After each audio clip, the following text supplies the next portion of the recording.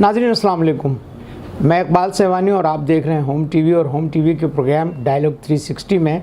आज मेरी मुलाकात एक ऐसी शख्सियत से हो रही है जिनके सिंध पर बहुत से एहसानात हैं।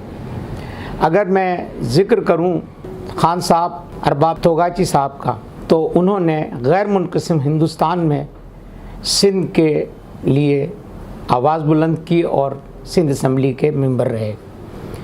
फिर हम अगर 70 की दहाई में आएँ और 70 के इलेक्शन में देखें तो अरबाब अमीर हसन एक बहुत बड़ा नाम सिंध की सियासत में, नेशनल असम्बली के रुकन, और उसके बाद इस रिवायत को आगे बढ़ाते हुए एक और नौजवान जिसने अभी MBBS कंप्लीट किया था और हाउस जॉब की तरफ जाने वाला ही था कि उसने हाउस जॉब पर जो है अवामी खिदमत को तरजीह दी और अपने इलाके के सबसे बड़े डिस्ट्रिक्ट मीरपुर ख़ास, जो उस वक्त का डिस्ट्रिक्ट मीरपुर ख़ास जो था वो थरपारकर और उमरकोट पर मुश्तमिल था, वहाँ से डिस्ट्रिक्ट काउंसिल के चेयरमैन का इलेक्शन उन्होंने लड़ा और कामयाब हुए। और कामयाब होने के बाद फिर जो सफ़र चला तो वो सफ़र आज तक जारी है। मैं आपको बहुत ज़्यादा किसी मौमे में नहीं रखूँगा। मैं बहुत ही एहतराम के साथ और बहुत मोहब्बत के साथ उस शख्सियत का ज़िक्र कर रहा हूँ जिन्होंने सिंध की सियासत में एक खूबसूरत नाम भी बनाया और मकाम भी बनाया और मिसालें भी सेट की। मेरी मुराद डॉक्टर अरबाब ग़ुलाम रहीम साहब से है, जो वज़ीर आला सिंध की हैसियत से बहुत सी प्रिंसिपल सेट करके गए और आजकल वज़ीर आज़म के माविन ख़ुसूसी बराए सिंध अफेयर नामज़द हुए हैं, काम कर रहे हैं। तो डॉक्टर साहब मेरे साथ इस वक्त मौजूद हैं और हम उनसे आपकी मुलाकात कराते हैं। अस्सलाम वालेकुम डॉक्टर साहब। वालेकुम सलाम जी, क्या हाल है? कैसे हैं सर आप? खैरियत से हैं? ठीक ठाक हैं? आपका बहुत शुक्रिया, आपने होम टीवी को वक्त दिया। वेलकम जी। और हम आपसे जो है पाकिस्तान की सियासत पर भी गुफ्तगू करेंगे और सिंध की सियासत पर भी बातचीत होगी। तो सबसे पहले तो हम आपसे ये पूछना चाहेंगे कि आजकल जो सूरत हाल है, इस सूरत हाल में जो है सियासी जो पस मंज़र और पेश मंज़र जो चल रहा है, इसमें कोई आपको बेचैनी और कुछ अदम इत्मीनान की कैफियत नज़र नहीं आती? नहीं, थोड़े कुछ दिन तो ज़रूर अदम इत्मीनान जो है वो रहा है सियासी उफ़क़ पे। अब थोड़ा सेटल हो गया है। कल परसों जो ISPR की जो न्यूज़ चली है जी कि हम एक ही पेज पे हैं, लोग तो उसी को देखते हैं ना। जी जी जी। एक ही पेज पे हैं और जो लोग कह रहे थे कि नवाज़ शरीफ साहब वापस आ रहे हैं और शहबाज शरीफ साहब प्राइम मिनिस्टर बन रहे हैं और ये है और वो है और ये अभी मेहमान है, तो वो चीज़ ख़त्म हो गई। वो जो सस्पेंस था वो अब ख़त्म हो गया। अब तो स्मूथ इंशाल्लाह जब ये टेन्योर एंड होगा तो इलेक्शंस होंगे और उसमें फिर हर एक का फिर डिपेंड तो करता है अवाम पे कि अवाम जिसको दोबारा ले आए जी। तो ये चीज़ें हैं। अब उसमें मुझे उम्मीद है कि खान साहब भी कोशिश कर रहे हैं कि महंगाई वाली चीज़ें, बाकी चीज़ें, खान साहब एक थ्रू प्रोसेस और थ्रू मेरिट करना चाहते हैं। हमारे मुल्क में वो रवाज नहीं है। हमारे मुल्क में रवाज है डायरेक्ट खैरात देना, टोकन देना, हर एक एहसान करके फिर जता के फिर देना। खान साहब वो नहीं करना चाहते। खान साहब एक जो बाहर का उनके ऊपर वो एक बैठा हुआ सिस्टम जहन पे, उसके थ्रू चलना चाह रहे हैं। तो ये ज़रूर प्रॉब्लम्स हैं।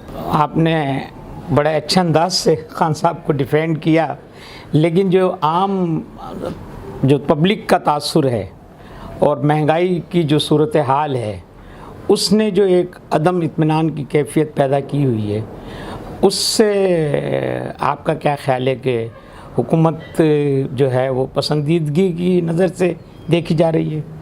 देखिए, अवाम में तो ये, मैं तो इस बात पे कोट करूँगा एतज़ाज़ अहसन से, जो पीपल्स पार्टी का एक बड़ा वोकल आदमी है। उसने खान साहब की तारीफ़ की है। वो हमसे ज़्यादा इन चीज़ों को जानता है। वो कहता है कि मईशत के हिसाब से या बाकी जिस तरह से खान साहब चला रहे हैं हुकूमत को, मुल्क को, जब खान साहब जाएंगे तो फिर याद आएंगे, वरना वो एतज़ाज़ अहसन ऐसे क्यों कहता। और कई चीज़ों में खान साहब जो बड़ी बड़ी चीज़ें हैं, जैसे آپ دیکھیں نا اسلامی دنیا کی چیزیں، اس میں خان صاحب نے جس طرح سے رول پلے کیا ہے، سعودی کے ساتھ، آپ کے ایران کے ساتھ، آپ کے ترکی کے ساتھ، آپ کے ملیشیا کے ساتھ، باقی ملکوں کے ساتھ جو انہوں نے نیوٹرل ایک کر رہے ہیں پلیئر کے طور پہ، تو بڑے بڑے کام کیے، مگر ان چیزوں کو ہمارے لوگ دیکھتے نہیں ہیں۔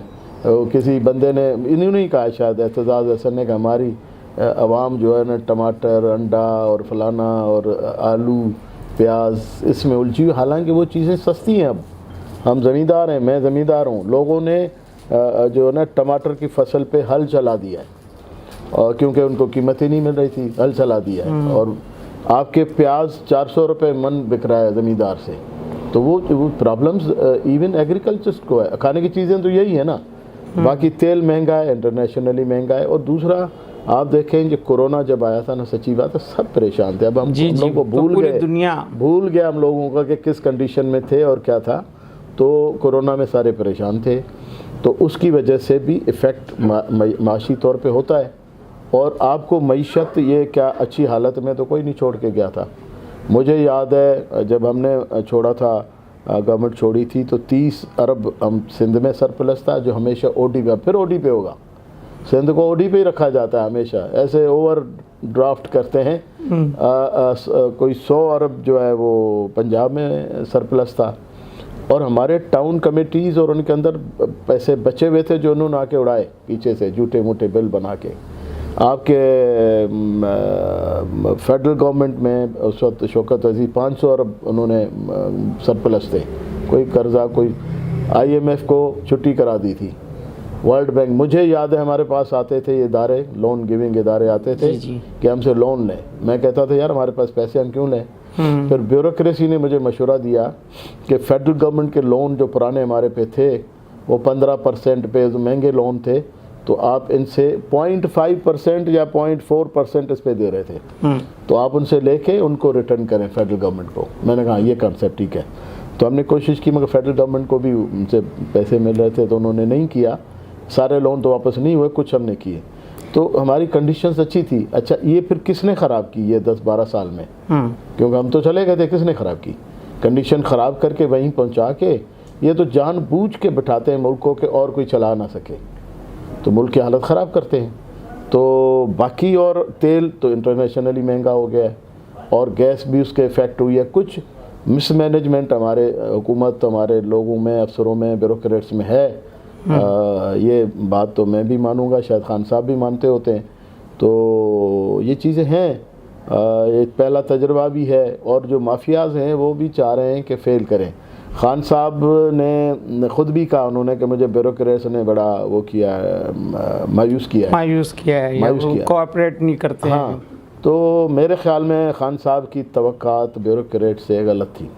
ہمارے ملک میں اصل پرابلم ہے معاشرے کی برائی، معاشرہ برا ہے، وہاں پہ ایسے کسی کو کھلی چھٹی ہم ان پہ ڈیپینڈ کر کے یورپ اور ان کی طرح نہیں کر سکتے، کیونکہ یہ تو خود سے تو اچھا کام کریں گے نہیں، تو ان کے اوپر نظر رکھنی پڑتی ہے، اور یہ بیوروکریسی جو ہے یہ گھوڑا ہے، اس کی راس کھینچ کے رکھنی پڑتی ہے، سنبھالنے رکھنی پڑتی ہے، جیسا سوار ہوتا ہے وہ بیوروکریسی ایسے ہی چلتی ہے۔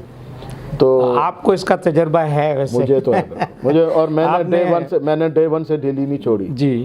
میں جو ہے نا ہمارے سندھی میں کہتے ہیں سٹکے نکالنا، میں جب بھی وزٹ پہ جاتا تھا نا انٹیریئر میں، چھوٹی سی کمپلین ہوتی تھی سسپینڈ، ادھر ہی سٹکے، یہ 15 دن وداؤٹ پوسٹنگ نہیں رہ سکتے، گاڑی چھن جائے، ٹیلی فون چھن جائے، او ایس ڈی نہیں رہ سکتے، ان کی تو ماں مر جاتی ہے، او ایس ڈی نہیں رہ سکتے، اپنے گھر کا نہیں کھا سکتے۔ بالکل صحیح کہا۔ تو وہ ان کو، میں تو جاتے غلط صحیح کسی نے کمپلین کی نا اس میں کھلی کچہری میں، سسپینڈ، یہ انکوائری بعد میں ہوگی، 5-6 مہینے ذرا وہ رہتا تھا سسپینڈ، تو ذرا آ جاتا تھا اپنے تھاں پہ آ جاتا تھا، تو میں تو اس طرح سے، اور ایڈمنسٹریشن کا ہوتا ہی ڈیٹرنس اور خوف ہوتا ہے نا۔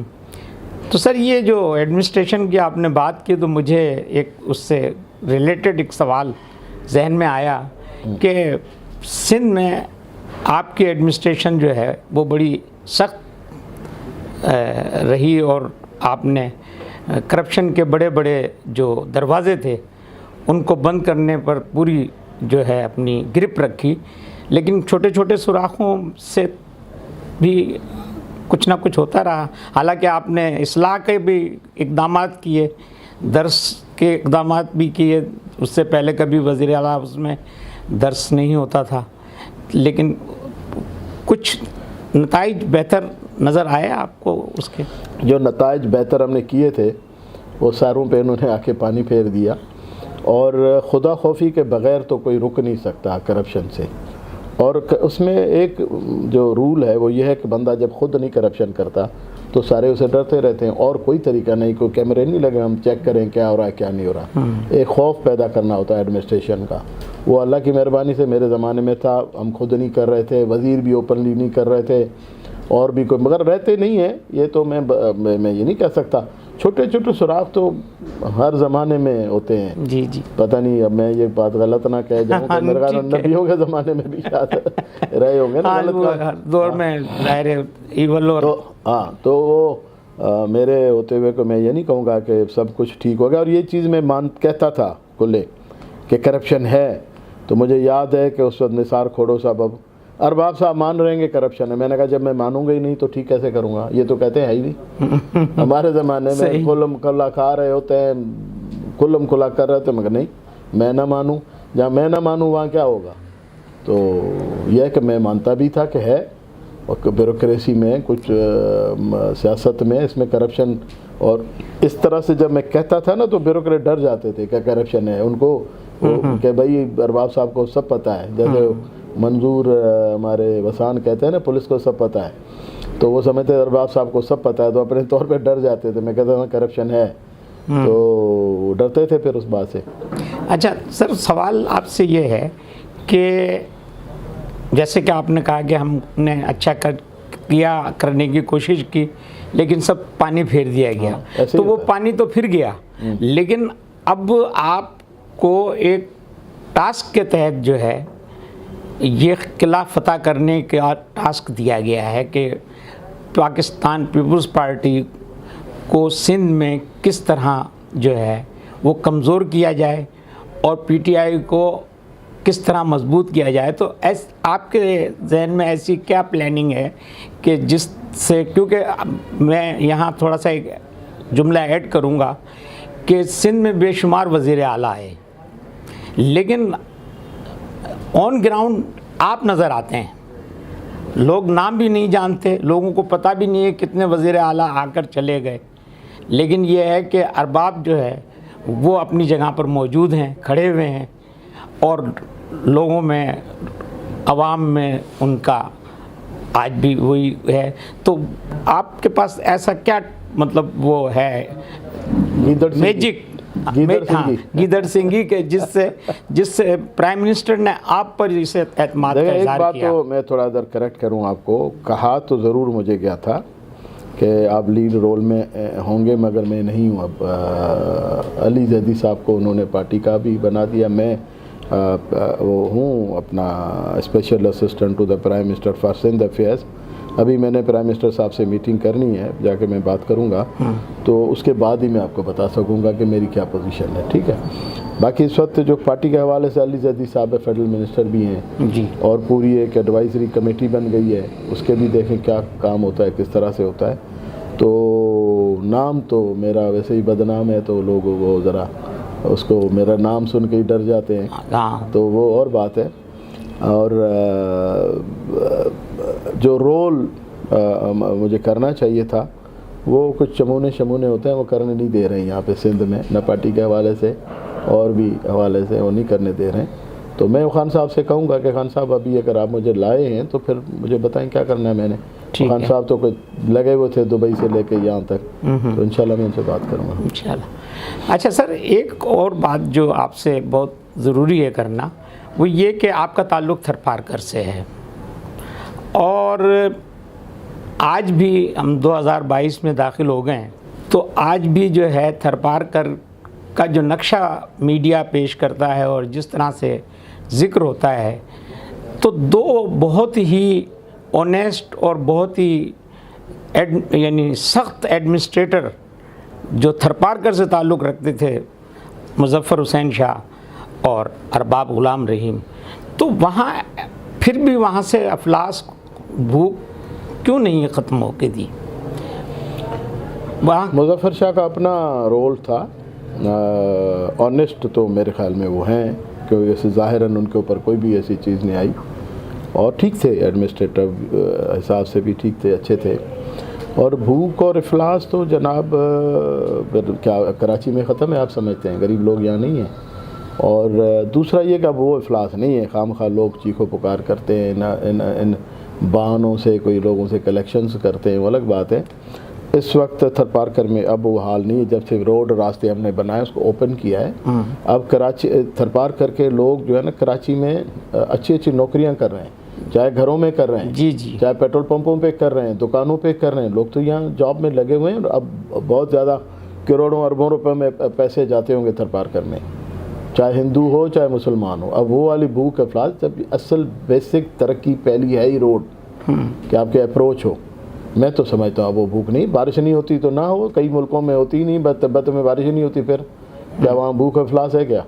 تو اور تھر پارکر جو اگر کچھ لوگوں نے دیکھا نہیں ہے تو وہ اس طرح کا ڈیزرٹ نہیں ہے جو دوسری دنیا کے، جو پاپولیشن اب میرے خیال میں 14-15 لاکھ سے زیادہ ہوگی تھر پارکر جو موجودہ تھر پارکر ہے، تو جتنا وہاں انسانی پاپولیشن اس سے 6 ٹائم زیادہ تو جانوروں کی پاپولیشن ہے، اور وہ سارے جو اینیملز ہیں جو ادھر کھانے کے دودھ کے یہ چیزیں ہیں یہ وہاں سے آ رہی ہیں، اور لوگ اب اس طرح سے برے حال میں نہیں ہیں۔ تھرکول کا بھی اس پہ جو پروجیکٹ ہے، تھرکول کا اتنا کوئی زیادہ فائدہ نہیں ہوا، مگر کچھ نہ کچھ ضرور فائدہ ہوا ہے، جتنا ہونا چاہیے میرٹ پہ لوگ آنے تھر پارکر کے ہونے چاہیے تھے وہ نہیں ہے، مگر کچھ نہ کچھ پھر بھی اس کی وجہ سے بھی خوشحالی اس بیلٹ میں اسلام کوٹ والے میں تو آئی ہے۔ ایک تو لوگوں کو زمینوں کی کمپنسیشن ملی ہے، جو کوئی 10 روپے میں بھی زمین نہ لیتا وہ تو کروڑوں میں لوگوں کو ملی ہے۔ تھوڑا سا لوگوں نے جلد بازی میں لالچ کر کے وہ کی، اگر وہ اپنے طور پہ صحیح قیمتیں لیتے تو بھی مل جاتی، اور ایک تو افسروں نے یہ جو پرونشل گورنمنٹ کے ریونیو کے افسروں نے انہوں نے کرپشن کی پیسے لیے ہیں، مگر پھر بھی اچھی خاصی کمپنسیشن ملی ہے لوگوں کو۔ ادھر جو 2 پروجیکٹ لگے ہوئے ہیں ان کے اندر کوئی کینٹین چلا رہا ہے، کوئی دودھ بیچ رہا ہے، کوئی سبزی بیچ رہا ہے، کوئی کاروبار کر رہا ہے، کوئی اسکریپ لے رہا ہے، اس طرح کے وہاں جو ہے نا کاروبار نکل رہے ہیں لوگوں کے۔ اور آپ کے اسلام کوٹ تو ہب بن گیا ہے وہاں کا، وہ تو ابھی ماشاءاللہ ایک ماڈرن ٹائپ سٹی بن گیا ہے وہاں پہ، اس کی وجہ سے فائنانشیل ایکٹیویٹیز ہو گئی ہیں، زمینیں مہنگی ہو گئی ہیں وہاں کی، جو لاکھ روپے میں بھی کوئی نہیں لیتا تھا، 10-10 5-5 ایکڑ اب کروڑوں میں جا رہی ہیں۔ اچھا، ایک اور سوال آپ سے یہ ہے کہ تھر پارکر اور راجستھان کی سرحدیں ملتی ہیں، اور آپ کی شخصیت میں وہ کوئی کرزما تھا کہ جب آپ وزیر اعلیٰ بنے تو اس کی خوشیاں جو ہیں وہاں بھی منائی گئیں۔ مجھے لگتا ہے مجھے پورا اینٹینا آپ کا میری طرف ہی تھا، اپنا مجھے ہی واچ کرتے رہے ہیں۔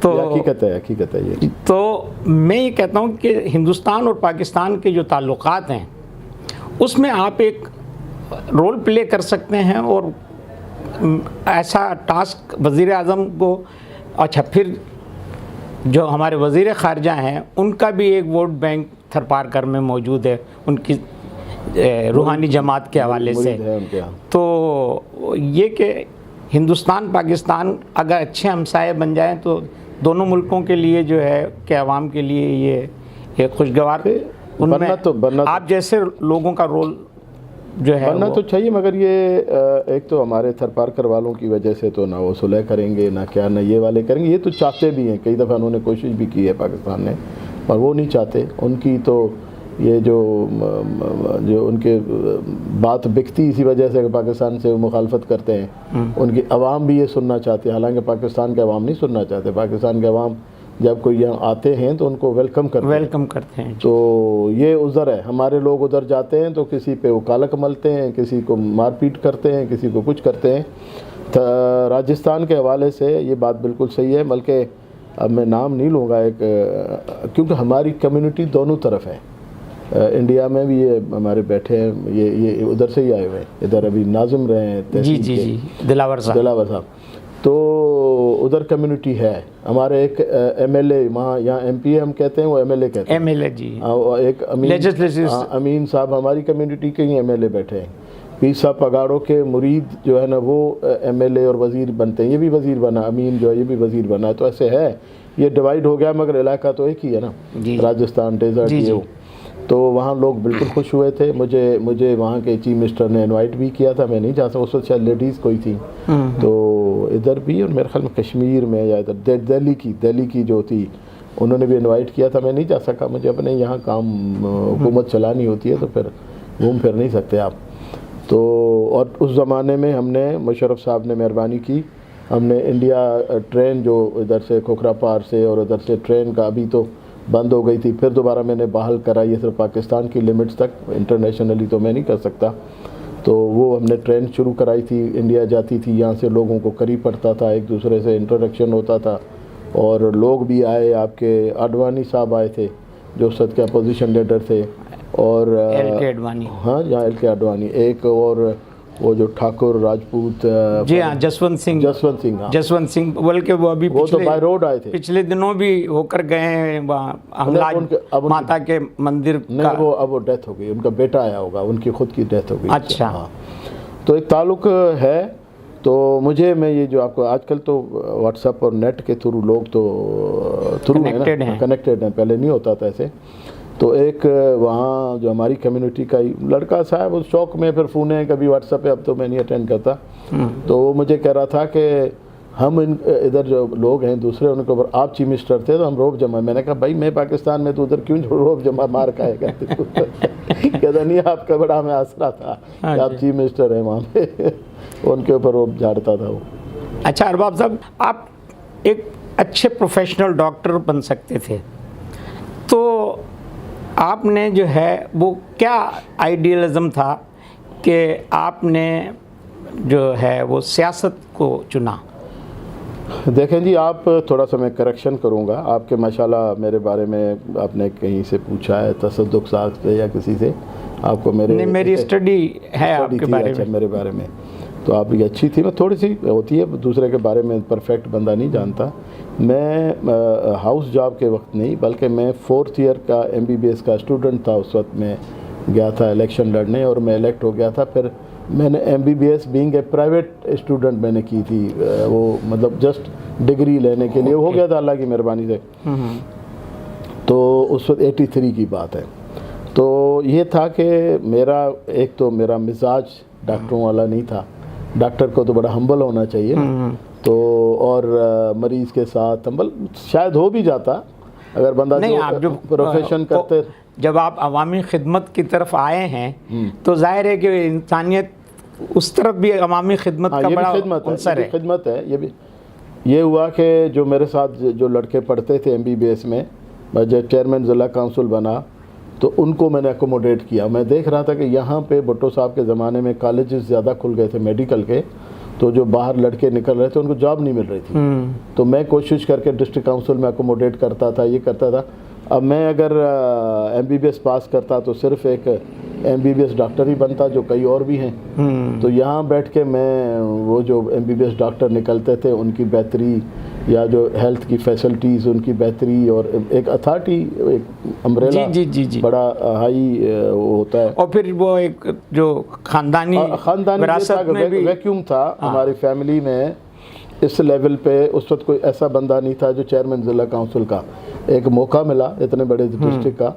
اس وقت محمد خان جو ہمارے ساتھ تھے, پیر صاحب کی طرف سے ہم کھڑے ہوئے تھے, اکٹھے تھے ہم پیر پگاڑوں کی طرف سے, اور پیپلز پارٹی بائیکاٹ میں تھی, یہ جو کون سا MRD موومنٹ کی وجہ سے, ٹھیک ہے. تو میں الیکٹ ہو کے آ گیا. پھر ہم نے گرپ جما لی وہاں پہ, اور اللہ کی مہربانی سے پھر گرپ تھی اور ابھی تک ہے. تو ایک اللہ نے موقع دیا, اور فیملی میں اور کوئی بندہ تھا نہیں جو اس لیول پہ آئے اور پڑھا لکھا بھی ہو, یہ تو اللہ نے موقع دیا تو میں نے کیا, اور اللہ نے پھر مجھے چیف منسٹر تک بھی پہنچایا. ماشاءاللہ. اچھا سر, ایک آؤٹ آف ڈیٹ سوال ہے, لیکن یہ ہے کہ آپ پٹاروں میں پڑھے ہیں, اور آصف زرداری صاحب بھی پٹاروں میں پڑھے ہیں, اور انہوں نے اپنے پٹارینس کو اپنے بہت قریب بھی رکھا ہے. تو آپ کے ان کے درمیان کوئی ایسی کمبینیشن اور ایسا کوئی کولوشن نہیں بن پایا کہ آپ اس پٹارین کا حصہ بنتے؟ پٹارین گریڈ پہ تو نہیں, مگر 93 میں ہمارے آپس میں ایک سیاسی ہوا تھا جس کی میں آصف زرداری نے مجھے انوائٹ کیا. اور میں جوائن کی میں نے پیپلز پارٹی، اور ایک ہی دفعہ کی اور پھر دوبارہ اللہ کی مہربانی سے ابھی تک میں نہیں گیا ہوں. تو اس وقت ہمارے بڑا کلوز تھا، پیٹاجن گیٹ پہ نہیں، دوستانہ بڑا کلوز تھا. اور پھر لوگ برداشت نہیں کرتے نا، وہ دیکھتے ہیں کہ یار یہ نیو کمر ہے، ادھر کلوز ہو گیا ہے، بڑا پاورفل آزو زرداری. تو انہوں نے کچھ سازشیں کی ہوں گی بی کے پاس، یا پھر ہم ذرا دور ہو گئے. تو ایک بات ابھی میں آپ کو اس حوالے سے ابھی میں، کیونکہ ہے تو میں بڑی کھل کے مخالفت کرتا رہتا ہوں پیپلز پارٹی کی، ایک بات میں پیپلز پارٹی کو اپریشیٹ کروں گا. یہ جو طارق روڈ والی مدنی مسجد ہے، اس مسئلے میں پیپلز پارٹی خود کورٹ گئی اور اس نے جا کے ایک پٹیشن ڈالی کہ اس کو ریویو پٹیشن کے جس کے دوبارہ اس پہ سوچا جائے. یہ عمل ان کا اچھا ہے، میں اس کو اپریشیٹ کرتا ہوں. ہاں، یہ جو اس وقت سپریم کورٹ کے فیصلے پر سپریم کورٹ کا اپنا ہے، مگر انہوں نے تو یہاں ریویو کی گنجائش تو ہے. ہاں، تو یہاں تو لوگوں کے مزاج کو، سیاستدان یا حکومت تو لوگوں کے مزاج کو دیکھے گا نا. بالکل، کہ کوئی حالات نہ خراب ہو جائیں، لوگوں میں کوئی ایسا انریسٹ نہ ہو جائے، کوئی قتل و غارت نہ ہو جائے. تو اس وجہ سے، اور دوسرا مسجد کا مسئلہ ہے. تو پیپلز پارٹی لیفٹ کی پارٹی ہے، ہمیں اس سے امید نہیں تھی، مگر انہوں نے جا کے اپیل کر کے اور یہ کیا، میں اس کو اپریشیٹ کر رہا ہوں. ماشاء اللہ، یہ ایک فراخ دل سیاستدان کا اپنے مخالفین کے ساتھ جو یعنی تعلق اگر ہے، وہ غلط کام کریں گے ہم اس کو کنڈیم کریں گے. اس کو کنڈیم کریں. اچھا، مراد علی شاہ اور عبداللہ شاہ دونوں، عبداللہ شاہ وزیر اعلیٰ رہے، مراد علی شاہ بھی وزیر اعلیٰ ہیں. آپ دونوں میں کیا قدر مشترک دیکھتے ہیں؟ کہ کوئی ایسی ہے کہ ان کا دور یا یہ دور، کیا آپ کو محسوس ہوتا ہے کہ کس وقت کی اقدار اچھی تھیں؟ عبداللہ شاہ جو ہے وہ جب میں ایم این اے تھا، وہ سینیٹر تھے، ہم فیڈرل لاجز میں اکٹھے رہتے تھے، قریب روم تھے ہمارے. کہیں باہر جانا، کوئی کبھی گاڑی کی ضرورت ہو گئی، یہ ہو گیا، ایک دوسرے شیئر کرتے رہتے تھے. تو عبداللہ شاہ کا مزاج اور تھا اور مراد علی شاہ کا اور ہے. عبداللہ شاہ مزاجاً دبنگ آدمی تھا، اور وہ کہیں اس زمانے میں بھی آصف زرداری صاحب، اور کیونکہ بے نظیر صاحبہ پرائم منسٹر تھیں، تو کئی چیزوں پہ وہ نہیں مانتے تھے. اور مراد علی شاہ ہر بات مانتا ہے، اور غلط صحیح جو بھی ہے بات مانتا ہے. فرق ہے ان کے مزاج میں. تو عبداللہ شاہ کو لوگ یاد کرتے ہیں ابھی بھی. اور پیپلز پارٹی میں میرے خیال میں ایک میرانی صاحب رہے، شریف آدمی تھے. قائم علی شاہ، آفتاب شعبان میرانی اور قائم علی شاہ رہے ہیں. زیادہ تر تو انہوں نے ریپیٹ ہی کیا ہے. قائم علی شاہ کا تو پتہ نہیں تیسرا ٹرن ایسا تحفہ تو ان کو ملا ہی کوئی نہیں جو تیسری دفعہ اس کو ریپیٹ کروایا. تو کیونکہ وہ کمزور آدمی تھا، جو بات کہتے ہیں اوپر سے ہی دیکھیں نا، ریموٹ کنٹرول سے حکومتیں چلتی ہیں تو پھر ایسا ہی ہوتا ہے. تو وہ اوپر سے ریموٹ کنٹرول سے چلتا تھا قائم علی شاہ. تو عبداللہ شاہ ریموٹ کنٹرول سے کہیں ڈیفر بھی کر جاتا تھا، اور تھا تھوڑا ایڈمنسٹریٹو بھی ٹھیک تھا، سخت آدمی تھا. اور آنیسٹی کی بات تو مجھے نہیں پتا کہ تھے کہ نہیں تھے، مگر اس زمانے میں بھی جو میں نے سنا ہے، عبداللہ شاہ خود نہیں تھا، یہ صاحب تھے جو موجود ہیں یہ ان کے بیان پہ کرتے تھے.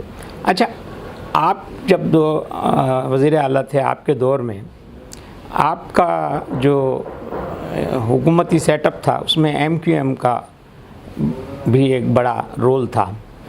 اور ایم کیو ایم کی سیاست کو آپ کس نقطۂ نظر سے دیکھتے ہیں کہ جو آج یہ حالات ایک دم یکسر تبدیل ہو گئے، تو اس کو کس طرح سے آپ ایلوبریٹ کریں گے کہ کیا ایسا تھا کہ جو بات یہاں تک آ گئی کہ 32 سیٹوں والی جماعت جو ہے وہ 12 سیٹوں والی جماعت؟ ایم کیو ایم جو ہے وہ تو 80s کے زمانے میں ضیاء الحق صاحب کا زمانہ تھا، غوث علی شاہ صاحب کا، وہاں سے ان کا یہ اسٹوڈنٹ فیڈریشن سے پھر جماعت بن گئی. اور اس زمانے میں، مگر وہ بھی میں یہ بات کروں گا کہ یہ بھی ریموٹ کنٹرول ہوتی تھی، لندن سے ریموٹ کنٹرول پہ ہوتی تھی. تو اس وجہ سے شاید خرابی ہے، ان کو یہاں گراؤنڈ ریئلٹیز کا پتہ نہیں تھا جو وہاں سے بیٹھ کے انسٹرکشن دے رہے تھے. تو اب وہ ایم کیو ایم نہیں رہی، ایم کیو ایم تبدیل ہو گئی ہے. مگر ایم کیو ایم دیکھیں، میں نے تو ان کو چلایا اور چلے ساتھ. یہ آپ دیکھو نا، لوگوں کو ساتھ لے کے چلنا ہی سیاست ہے، آرٹ ہے.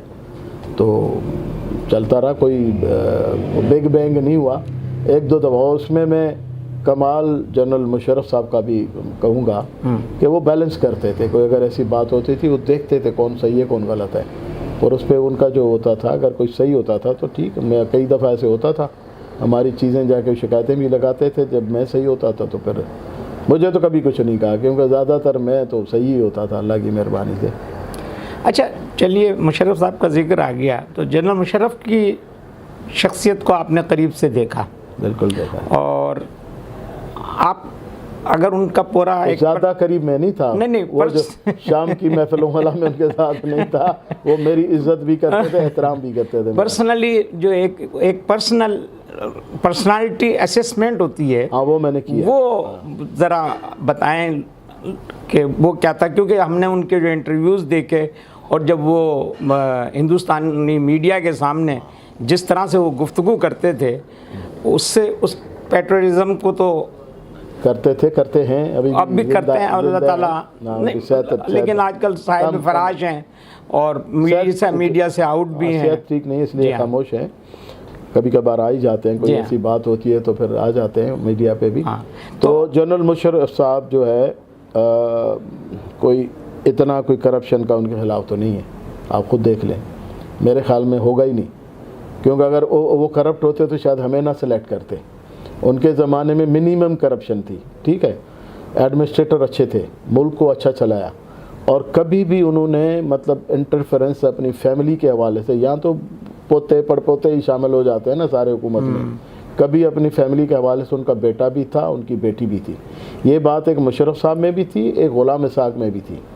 غلام اسحاق خان جو ہے اس کا بیٹا تھا, لوگوں کو پتہ ہی نہیں تھا کہ غلام اسحاق کا بیٹا ہے, مگر جب وہ اترے تو میں جب ان کے گھر پہ گیا تو ہمیں پتہ چلا کہ ان کا, حالانکہ ان کے داماد دونوں مشہور تھے, بیٹے کا کچھ پتہ نہیں تھا لوگوں کو کہ ان کا بیٹا بھی ہے کوئی. تو کچھ لوگ تھے جنہوں نے اپنی فیملی کو حکومت سے دور رکھا ہوا تھا, اس میں مشرف صاحب بھی تھے. مشرف صاحب کے بیٹا بیٹی دونوں یہاں رہتے بھی تھے, ہمیں تو کبھی فون تک بھی نہیں کیا, نہ ان کی بیگم صاحبہ نے کیا. بیگم صاحبہ حالانکہ بیگم اول ہوتی ہیں تو وہ کبھی لیڈیز فنکشنز وغیرہ یا کچھ ڈپارٹمنٹس کے حوالے سے, پر انہوں نے کبھی اس کو یہ زمین دے دو, اس کو یہ کر دو, ٹرانسفر کر دو, پیسے لے لیے, یہ کیے, کچھ نہیں تھا. خود بھی نہیں کرتے تھے, پرسنلی بھی منیمم جو ہے نا وہ انٹرفیئرنس ہوتی تھی گورنمنٹ میں. بلکہ اگر کہیں ضرورت پڑتی تھی تو ہم ان کو انوالو کرتے تھے کہ آپ بیچ میں پڑھیں. اسٹیٹمنٹ شپ ان کی بہت تھی, ان میں بھی تھی, غلام اسحاق خان میں بھی تھی.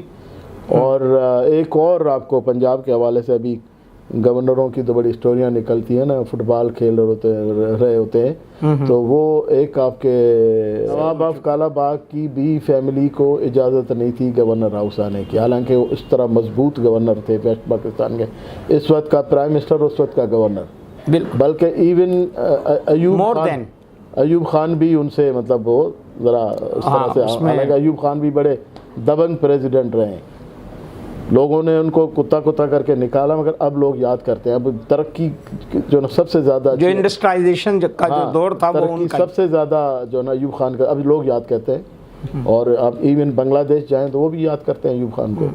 تو نواب کالا باغ جو بڑے دبنگ گورنر رہے, اور ان کے زمانے میں نے تو ان کے اسٹاف سے کئیوں سے, ہم چھوٹے تھے تو پھر پوچھتے تھے. موجودہ بلدیاتی بل کے حوالے سے جو ایک متنازع صورتحال چل رہی ہے, جس پر جماعت اسلامی کا دھرنا بھی آج 6-7ویں روز میں داخل ہو گیا ہے, اس پر آپ کی کیا رائے ہے؟ لوکل باڈیز کا بل, جو دیکھیں جی, لوکل باڈیز کا بل ہر الیکشن میں پیپلز پارٹی نیا لے آتی ہے. بھائی ایک چیز آزمائی ہو اس پہ چلیں, ہر دفعہ نیا لے آتے ہیں لوگوں کو کنفیوز کرنے کے لیے, کرپشن کرنے کے لیے, اپنے لوگ لانے کے لیے. پچھلے دفعہ الیکشن کے دوران ہی امینڈمنٹس ہو رہی تھی لوکل باڈیز قانون میں, الیکشنز کے قانون میں, اس میں تو اس طرح کا یہ کرتے ہیں, یہ سیاسی جس طرح چال بازیاں کرتے ہیں وہ کر رہے ہیں. لوکل باڈیز کا اگر نظام بہتر کرنا ہو تو جو سسٹم ٹھیک ہو دے دیں. اس وقت میں نے سنا ہے کہ ڈسٹرکٹ کا نظام انہوں نے ختم کر دیا ہے, اب تحصیلوں پہ لے آئے ہیں. بھئی جب ڈسٹرکٹ کا نظام ختم کریں گے, بھئی D C, S P, district ایک یونٹ ہے, پہلے بیسک یونٹ تو یونین کاؤنسل ہے, پھر تحصیل ہے, پھر ڈسٹرکٹ ہے, پھر پروونس ہے, ڈویژن بھی آتا ہے. پہلے تو ضیاء الحق صاحب کے زمانے میں تو ڈویژن کاؤنسلز بھی ہوتی تھی, ڈویژن میں اجلاس ہوتے تھے, وہی جو ڈسٹرکٹ کے الیکٹڈ نمائندے ہوتے تھے وہ ڈویژن پہ ہوتے تھے.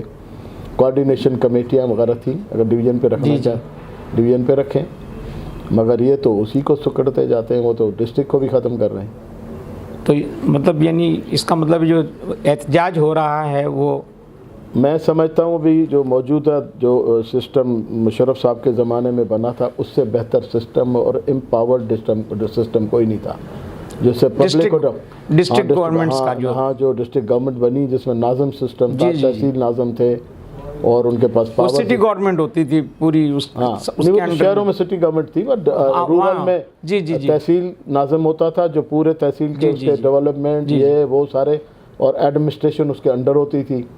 تو یہاں ڈیولیشن آف پاور جو ہے نا، پیپلز پارٹی بات تو جمہوریت کی کرتی ہے، ڈیولیشن آف پاور اوپر سے لینا چاہتی ہے مگر خود نیچے ڈیولیشن آف پاور جو ہے وہ نہیں کرنا، ڈیلیگیٹ نہیں کرنا چاہتی پاور۔ آخری مرحلے کے ایک چھوٹے چھوٹے سے سوال، آپ ماشاءاللہ سے جوانی سب پر آتی ہے اور نوجوانی بھی اپنی ہوتی ہے، پھر میڈیکل کالج میں بھی ایک مخلوط تعلیمی نظام، مستانی زندہ باد۔ ہاں، تو یہ کہ کبھی دل لگایا یا کسی نے دل دیا یا کسی کو دل دیا؟ اس دن مجھے ہماری کلاس فیلوز ملی، ایک ہمارے ڈاکٹر دوست تھا، وہ ڈیتھ ہو گئی، ان کے بیٹے کی شادی، وہ ڈیتھ ہو گئی ابھی مگر اس کے بیٹے کی شادی تھی، میں نے دوست تھا میرا، نام بھی لے لیتا ہوں، ڈاکٹر رفیق سے، تو کوئی ڈاکٹر سے ملی ہمیں، تو انہوں نے کہا ہم آپ کی کلاس فیلو تھی، میں نے کہا جی میں نے ادھر تو آپ کو نہیں دیکھا۔ انہوں نے مجھے مذاق کیا کہ آپ کالج آتے تو دیکھتے نا۔ اچھا، تو میں نے کہا نا میں آخر میں تو چیئرمین ضلع کونسل بن گیا تھا، تو پھر وہ پرائیویٹلی سمجھا میں MBBS کیا میں نے۔ ارباب صاحب میں نے تو بہت پیپر ورک کیا تھا لیکن صورتحال دوسری طرف چلی گئی، تو اب یہ کہ ہم گفتگو کو سمیٹتے ہیں، اور ایک تو میں پہلے چاہوں گا کہ آپ ایک سیزنڈ سیاستدان ہیں، آپ کا ایک گہرا مشاہدہ اور مطالعہ ہے سیاست پر بھی اور ملکی حالات پر بھی اور بین الاقوامی حالات پر بھی، اور آپ نے خاصا وقت پاکستان سے باہر بھی گزارا ہے۔ دوسرا جو آپ نے سوال پوچھا نا وہ پہلے والا، جی، تو اس میں 12 سال شروع والے ہم پڑھیں کیڈٹ کالج پٹاروں میں، ٹھیک ہے، تو وہاں کوئی فیمیل تو کوئی تھی نہیں، لڑکے وہ بھی آصف زرداری جیسے لڑکے۔ تو اچھا، تو میں یہ پوچھنا چاہ رہا تھا کہ ملکی حالات کو آپ کس تناظر پر دیکھ رہے ہیں، اور اس کے بہتری میں ابھی کتنا وقت درکار ہے کہ جو حالات اپنے اس نہج پہ آ جائیں جہاں قوم کو ہم یہ کہہ سکیں کہ ہم خوشحالی کی طرف گامزن ہیں؟ دیکھیں، ایک تو بات میں مذہبی سوچ رکھتا ہوں، یہ ایک حدیث ہے، اعمالکم اموالکم، جیسے عوام ہوں گے ویسے حکمران، ویسے ہی حالات، اور آپ کے عمل اوپر جاتے ہیں، اللہ تعالیٰ کے احکامات نیچے آتے ہیں۔ تو یہ تو اگر معاشرے کی برائی ہے، ہم اس پہ 100 کوششیں کرتے رہیں، قانون بناتے رہیں، جب تک معاشرہ سیدھا نہیں ہوگا تب تک میں نہیں سمجھتا ہوں کہ کچھ ہو سکے گا۔ معاشرہ سدھر جائے، لوگوں میں، اب دیکھیں یہ اس میں تصدق صاحب بھی بیٹھے ہیں، لیفٹ کے یہ سیاستدان ہیں، یہ کہیں گے کہ بھئی پھر انگلینڈ اور امریکہ میں کیونکہ انہوں نے ہماری چیزیں اڈاپٹ کی ہیں، جو مسلمانوں کے اندر اچھی چیزیں تھیں انہوں نے لے لی، ہم نے برائیاں ان کی ہم نے لے لی۔ اللہ تعالیٰ کی پکڑ جو ہے نا وہ مسلمان کے اوپر زیادہ۔ اب ایک انسان ہے، اس کا بچہ خراب اگر کوئی رہا تو اپنے بچے کو مارے گا یا دوسرے کو مارے گا؟ اپنے بچے کو پہلے مارے گا نا۔ تو اللہ تعالیٰ کی پکڑ مسلمان کے اوپر پہلے آتی ہے، کفار ہیں ان کے ساتھ اس کا سلسلہ کھلا ہے۔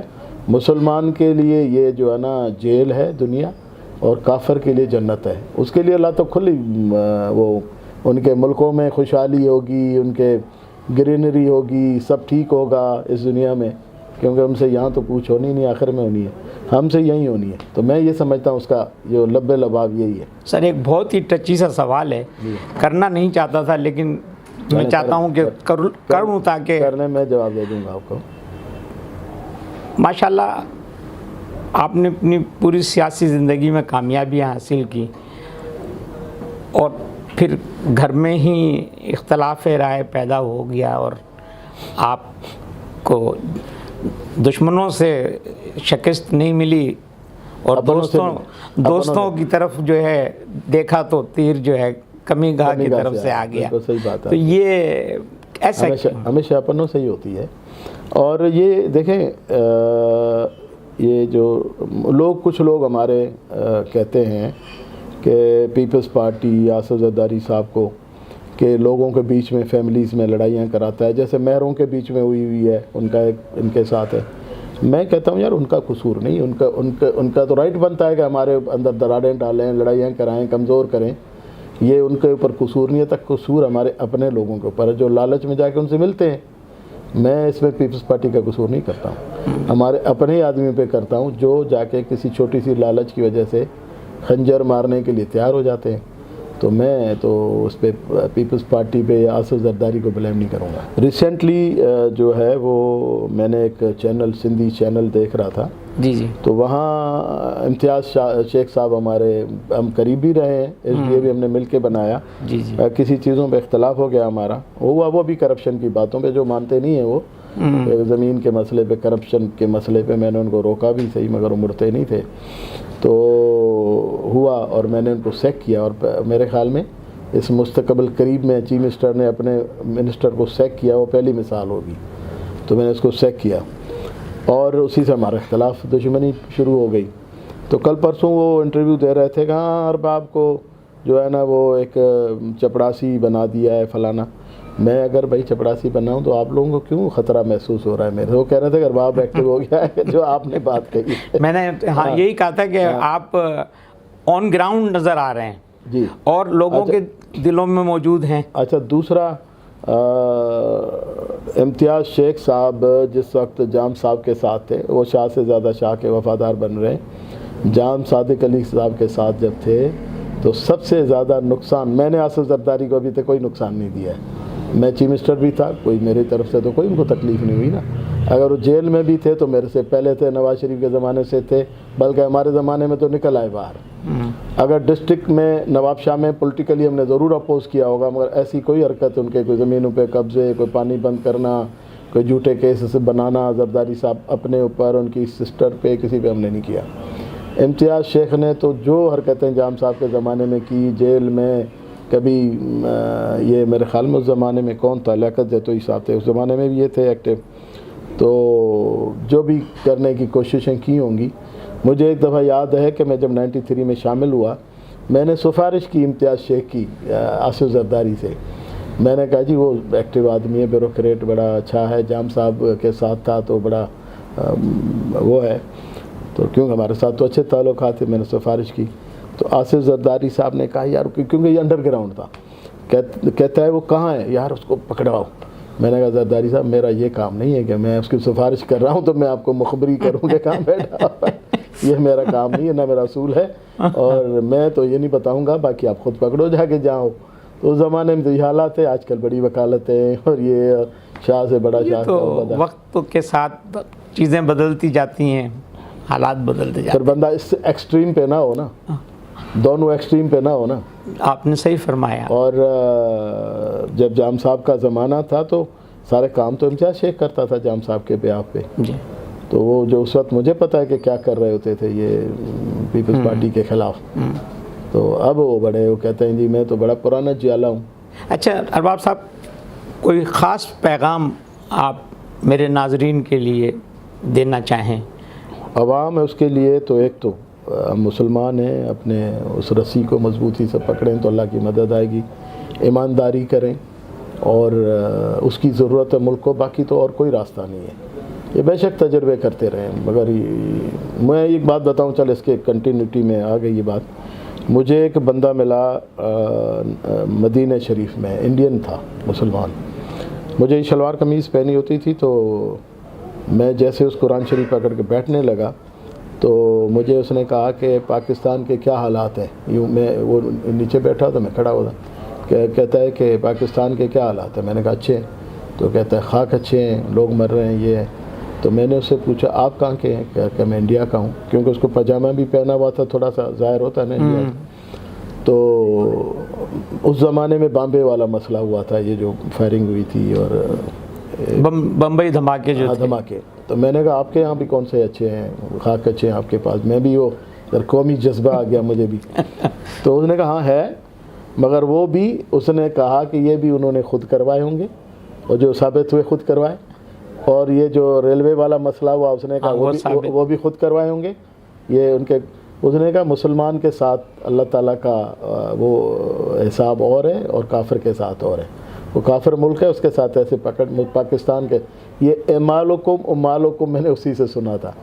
تو یہ ہے کہ اگر اعمال اچھے نہیں ہوں گے تو ہمیں تو پھر آرام سے ہم نہیں رہ سکتے جب تک اپنے اصلاح نہیں کریں گے. تو اصلاح کریں اپنی، ہر ایک اپنے اپنے طور پہ. یہ جب ہم دوسرے کو انگلی کرتے ہیں تو 3 انگلیاں اپنی طرف ہوتی ہیں. ہاں، یہ ہے میرا پیغام. بہت بہت شکریہ آپ کا، آپ نے بہت اپنا قیمتی وقت دیا. ناظرین، ڈاکٹر ارباب غلام رحیم صاحب کی گفتگو آپ نے سنی. وقت ہمیشہ مانے ہو جاتا ہے. ایک پوری تاریخ سیاست کی 50 سال سے جڑی ہوئی، اور اس میں حزب اختلاف بھی دیکھا، اقتدار بھی دیکھا، اور لوگوں کے قریب بھی رہے اور لوگوں کے کام بھی آئے اور اپنوں سے چوٹ بھی کھائی، لیکن اس کے باوجود زندہ دل ہیں اور آج بھی اسی حوصلے کے ساتھ کام کر رہے ہیں اور کام کرنے کی لگن پہلے سے زیادہ محسوس کرتے ہیں. وقت کم تھا اس لیے ہم ان سے اتنی ہی گفتگو کر پائے.